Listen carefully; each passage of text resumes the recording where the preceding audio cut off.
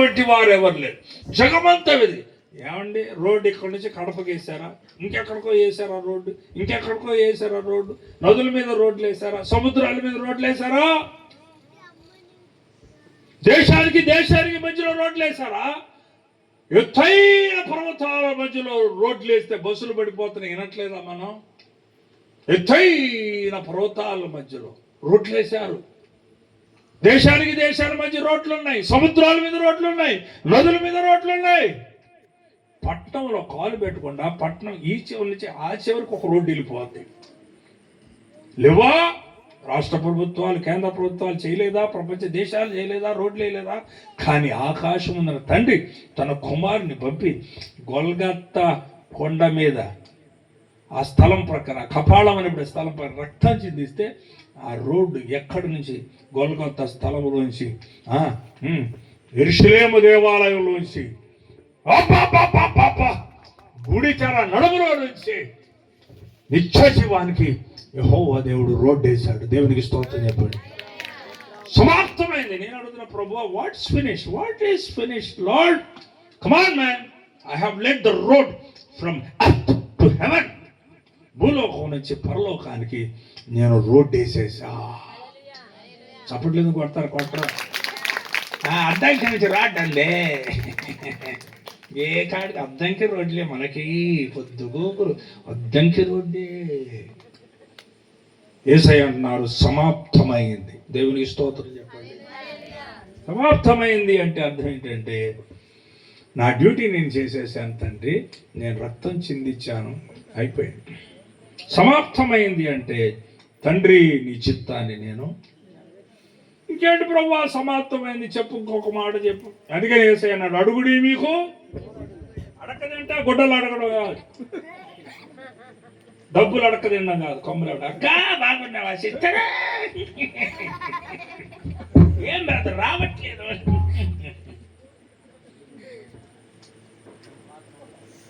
ఏమి సమాప్తమైంది? ఇదిగో పాతవి గతించను.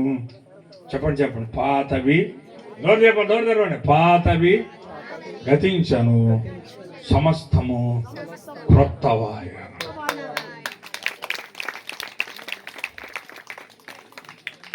ఆఖరి మాట చెప్పి ముగిచ్చేస్తాను. తండ్రి నీ చేతికి నా ఆత్మను అప్పగిస్తున్నా అన్నాడు. తండ్రి చెప్పండి అందరు, తండ్రి నీ చేతికి నా ఆత్మను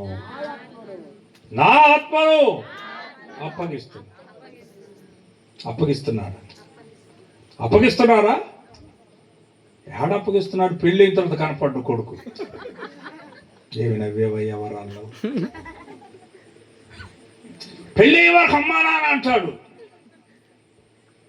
కట్నం డబ్బులు కూడా, చదివింపు డబ్బులు, ఏరా చదివింపు డబ్బులు అప్పులు ఉన్నాయి కనుక కొడుకులే జంప్. ఏం మాయదారి పిల్లలండి. చదివించి పెళ్ళయ్యే వరకు అమ్మా డాడీ నానా. కానీ ఈ తండ్రి అట్లాంటి, ఈ కుమారుడు అటువంటి వాడు. తండ్రి ఇంకోటి చెప్పడరా, ఒక సీక్రెట్ చెప్పడరా. సాతాను దేవుని ఎలాగా వ్యతిరేకించి త్రోసివేయబడ్డదో, యేసు ప్రభు వారు కూడా తండ్రిని వదిలిపెట్టడానికి అవకాశం ఉంది. ఉందంటారా లేదంటారా? ఉంటే ఎక్కడుంది చెప్పండి. సాతానుడు వచ్చి అంటాడు, నువ్వు నాకు మొక్కితే నీకు లోకరాజ్యాలన్నీ, యేసయ్య గనక లోభైనట్లయితే నీకు నాకు చెప్ప దొరికేది, రక్షణ ఉండేదిగా. అందుకని యేసయ్య అన్నాడు, మనుషుడు రొట్టె వల్ల మాత్రం. యేసయ్య తండ్రిని వదిలి వేరే గేమ్ ప్లే చేయడానికి అవకాశం ఉంది, కానీ ఆయన ప్లే చేయాల. డాడీ నేను ఆఖరి రక్త బిందువు చిందించాను, ఇప్పుడు కూడా నేను నా జీవితాన్ని నీకే అర్పిస్తా. డాడీ నాకు ఈ లోకం వద్దు, ఈ లోకంలో ఈ రాజ్యాలు వద్దు. అందుకని యేసయ్య చెప్పాడు, my Kingdom is not of this world. అరే మ్యాన్, ఏమి లోకాన్ని సంపాదిస్తారా బాబు? ఎన్ని కోట్లు సంపాదిస్తావు? యేసు ప్రభు ఎట్ట నిలబడతావు నువ్వు? నీ బ్యాంక్ అకౌంట్ ఏముంటుంది? యేసయ్య నమ్మకమైన కుమారుడు. యేసయ్య స్టెప్. మొదట దేవుడు, తర్వాత కుమారుడు, తర్వాత నరుడు, తర్వాత పాపం, తర్వాత మరణం, తర్వాత పునరుద్ధానం, మరలా దేవుడు. పట్టు చప్పట్లో మరలా చెప్తా. మొదట దేవుడు యేసయ్య, తర్వాత చెప్పండి రెండో స్టెప్ కుమారుడు, మూడో స్టెప్ నరుడు, నాలుగో స్టెప్ పాపం, ఐదో స్టెప్ మరణం, ఆరో స్టెప్ పునరుద్ధానం, ఏడో స్టెప్ దేవుడు.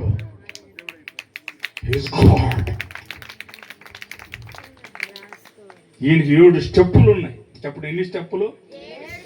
6వ స్టెప్ దగ్గరికి వచ్చి సోదరుడు అయిపోయినట్టయితే మళ్ళీ దేవుడు అయ్యేవాడు. చాలా మంది అంటారు యేసు ప్రభు దేవుడు అక్కడ, ఆయన సోదరుడు కాదురా, లేచాడురా.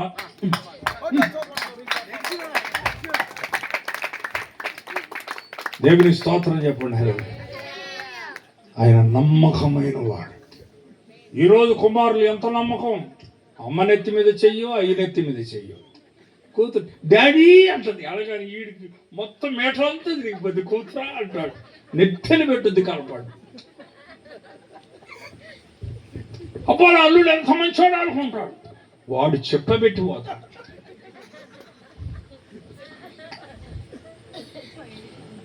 పెళ్ళిళ్ళు అయితే కనపడరు కొడుకులు కూతుర్లు.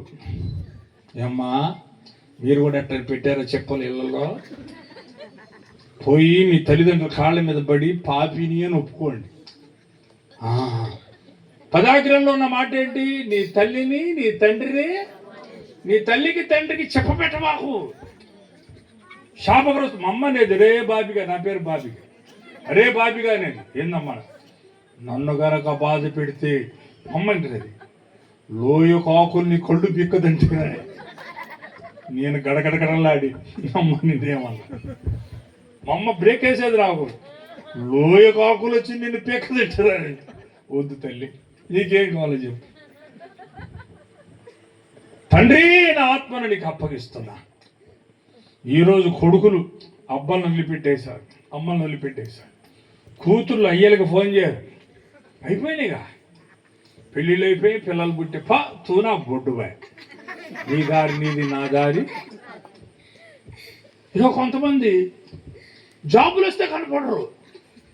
హలో, ఇదొక బ్యాచ్, దొంగ బ్యాచ్. పెళ్ళిళ్ళు చేసుకొని కనపడరా, జాబులు వస్తే కనపడరా.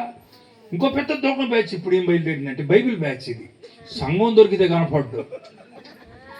హలో, ఇది పెద్ద డెకాయిట్ బ్యాచ్ భూమి మీద. నంబర్ 1 ఆల్బిత్తర బ్యాచ్. నాయకుడి దగ్గర పనిచేసి సంఘం దొరికిన తర్వాత కనపడ్డు. ఆడెవడో నాకు తెలీదు.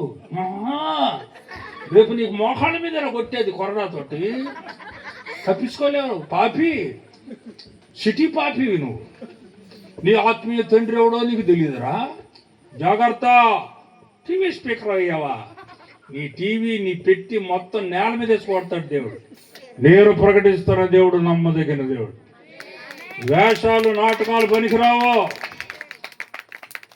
చెప్పాక బ్యాచీలు ఒకటేమన్నా కొడుకులు పెళ్లి చేసుకొని కూతుర్లు లాక్కున్న కాడికి మొగుడు కావాలంటే ఇప్పుడు. అరే బైబిల్లో ఉందిలే, నీ తల్లిని తండ్రిని విడిచిపెట్టి భర్తను ఎంత హత్తుకున్నా వీడి నోట్లో మట్టి కొడతావా? బైబిల్ ఒప్పుకోదే. దేవుడు ఎక్కరింపడ్డే. ఆత్మీయ తండ్రి అన్నయ్య అన్నయ్య ఒకడైతే ఏమంటుంది సార్, డాడీ అంటాడు. అడగాలి ఈ నాయకుడు. ఓ వీడికి చాలా బాధకైపోతుంది. ఇక చూసుకో, వాడు స్థలం కనిపించుకుంటాడు, మందిరం కట్టించుకుంటాడు. లేకపోతే బెజ్జం వేసి ఒక 50 గొర్రెలు లేపుకుపోతాడు. వీడు పెద్ద డెకాయిటీడు. ఇట్లాంటి దొంగలు ఆంధ్రాలో, తెలంగాణలో, ప్రపంచంలో ఎక్కువైపోయారు. 90% ఇట్లాంటి దొంగలు ఎక్కువైపోయారు.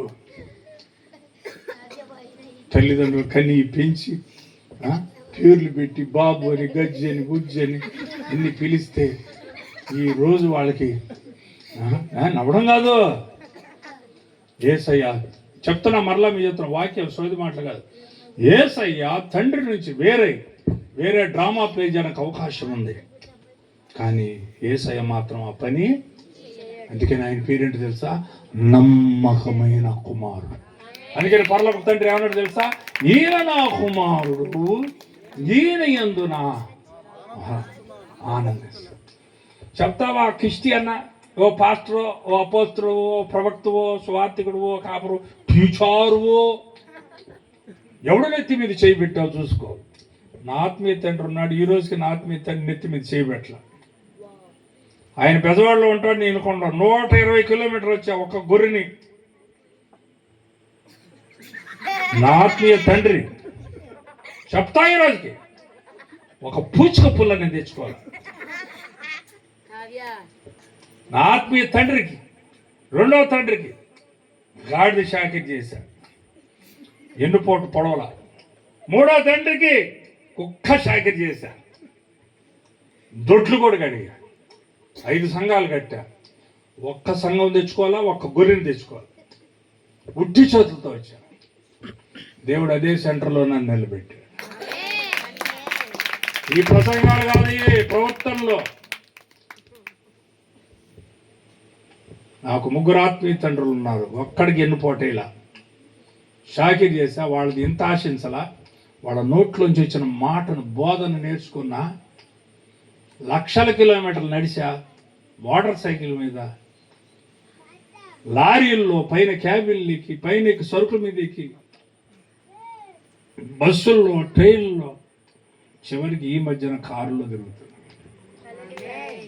వాక్యం ఏంటంటే, మీరు పాపం గుడ్ ఫ్రైడే అయిపోయిందా? ఏడైపోద్దిరా బాబు, గుడ్ ఫ్రైడే అయిపోద్దా? ఎవడు పెట్టాడు మీకు? ఎవడిచ్చాడు మీకు పర్మిషన్? క్రిస్మస్ అవ్వదు, గుడ్ ఫ్రైడే అవ్వదు, ఈస్టర్ అన్నమాట అనకూడదు. ఈస్టర్ అనేది అష్టారోత్ దేవతల నుంచి వచ్చింది. పునరుద్ధానపు శుభాకాంక్షలు అన్నది. అందరూ అనండి పునరుద్ధానపు. ఇంగ్లీష్లో తెలుగులో రాకపోతే హ్యాపీ రిజరెక్టెడ్ డే అనాలి. Resurrected day. Very good, good children.